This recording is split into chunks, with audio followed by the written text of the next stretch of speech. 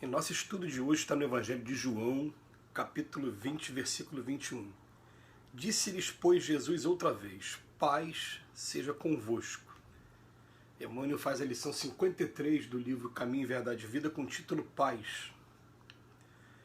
Muita gente inquieta examinando o intercâmbio entre os novos discípulos do Evangelho e os desencarnados interroga ansiosamente pelas possibilidades da colaboração espiritual junto às atividades humanas.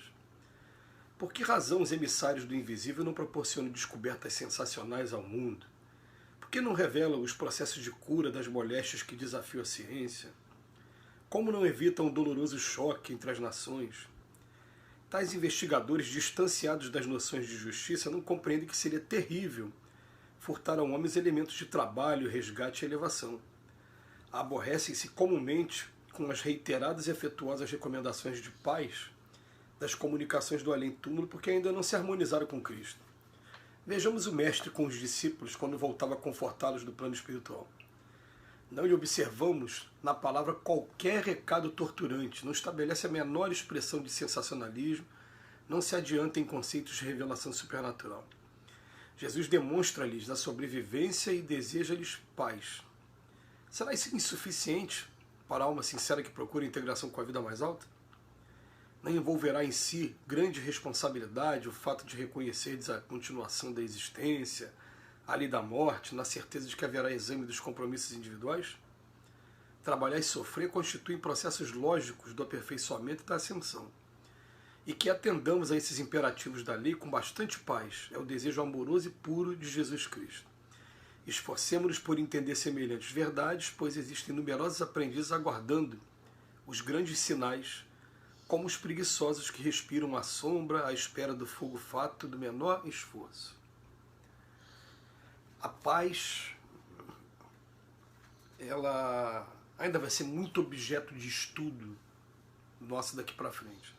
Mas hoje a ciência está comprovando para a gente o quanto o corpo físico reage à paz, assim como as plantas, isso é cientificamente comprovado, as plantas também reagem à harmonia do local em que elas estão inseridas. Então, quando você chega numa casa em que você vê plantas muito bonitas, muito robustas, aquilo está espelhando um pouquinho do sentimento que tem ali ao redor também.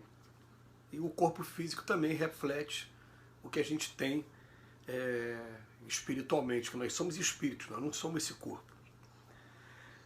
A lição de hoje, ela começa dizendo pra gente, tem gente que começa a ver esse intercâmbio de encarnados com desencarnados e começa a perguntar, né, mas vem cá, por que eles não proporcionam descobertas sensacionais, cura moléstias, evita choques entre nações?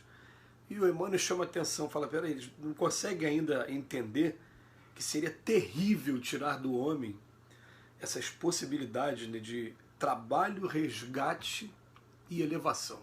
Seria terrível.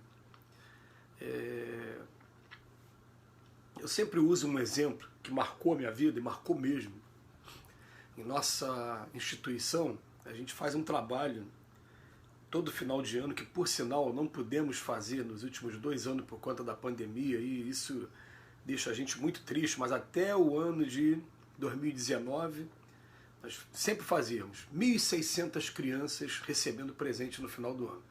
Então é um trabalho que um trabalho que demanda organização, empenho dos trabalhadores, porque depois de serem feitas as inscrições das crianças, a gente vai arrumar 1.600 padrinhos para comprar um kit com calçado, roupa e brinquedo.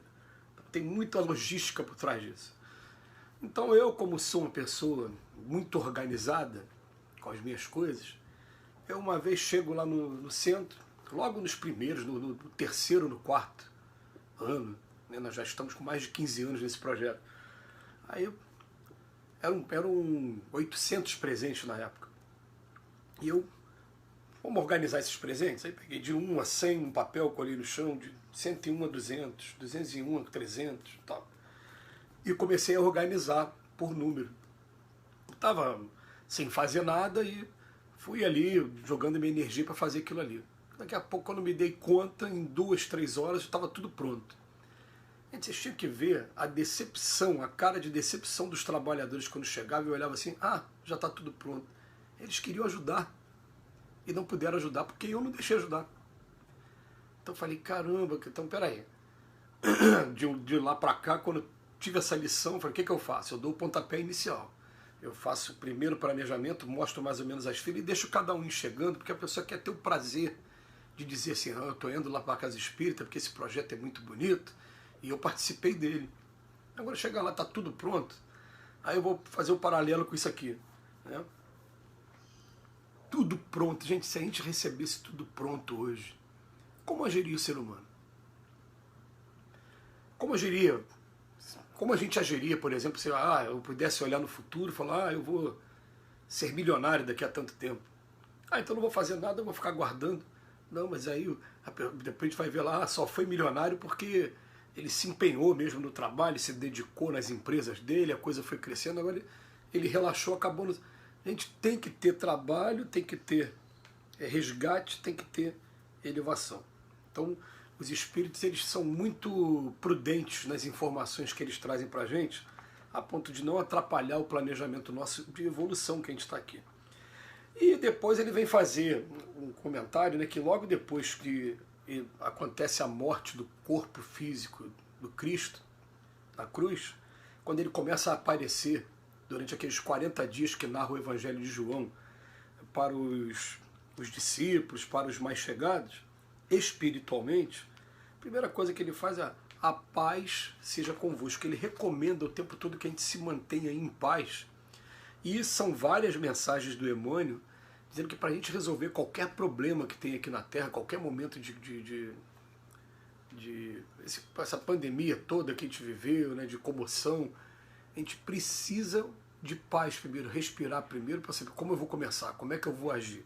A gente precisa exercitar essa capacidade de fazer o silêncio interno, de deixar o coração bater mais calmo, respirar. Por isso que a meditação ela tem um papel muito importante nesse momento. Quando a paz chega, agora como é que a gente vai resolver?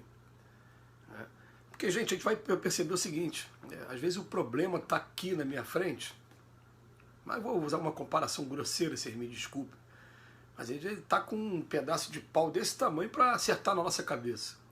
Se eu for agora do jeito que eu estou, eu vou apanhar. Então por que eu não espero um pouquinho para ter um pouquinho de paz?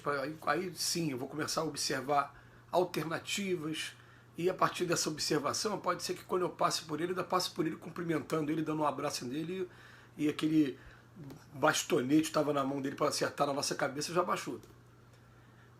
E costuma ser desse jeito. Então, o tempo todo, tem uma outra passagem do Cristo, então, né, ele ainda estava com o corpo físico, ainda aquela coisa toda, ele fala para os discípulos, olha, quando chegares no lugar, a primeira coisa que você fala, a paz seja convosco, que esteja naquele lar.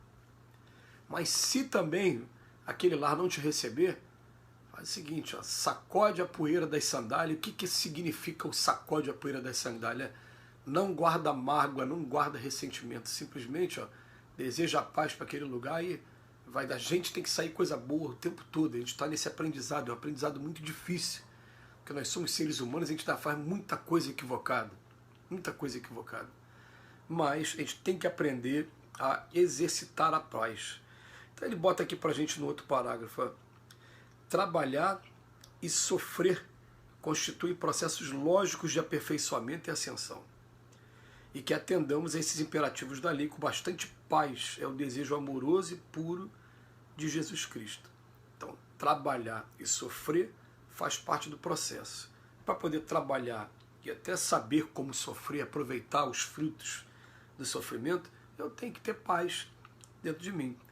Esforcemos-nos por entender semelhantes verdades, pois existem inúmeros aprendizes aguardando os grandes sinais, como os preguiçosos que respiram a sombra, à espera do fogo fato do menor esforço. Você vai ficar aguardando esses sinais não virão, porque o mundo que a gente vive é mundo de aprendizado, eles não vão tirar da gente de forma nenhuma aprendizado, como a gente também não vai tirar o nosso filho da escola ou fazer o exercício para ele, para daqui a pouco ele está por conta própria, sem saber fazer nada na vida. Que Jesus nos abençoe hoje e sempre.